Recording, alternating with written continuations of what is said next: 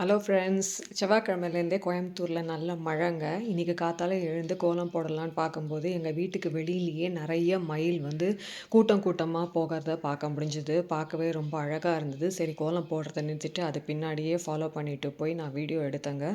நிறைய மயில் ரொம்பவே பார்க்கறதுக்கு வந்து அழகாக இருந்தது. பாருங்கள், அதில் வந்து ஆண் மயிலும் இருக்குது, பெண் மயிலும் இருக்குது. இந்த மாதிரி மழை சீசன் அந்த மாதிரி வந்துடுது, மேகமூட்டம் வந்துடுதுன்னா இங்கே வந்து நிறைய வீட்டுக்கிட்டேயே எங்கள் வீட்டை தாண்டியே வந்து நிறைய மயில் வந்து நிறைய வந்து வந்து போயிட்டுருக்குது. பார்க்கவே ரொம்ப அழகாக இருக்குது. பாருங்கள், இதில் 2 பெண் மயில் இருக்குது, 2 ஆண் மயில் இருக்குது.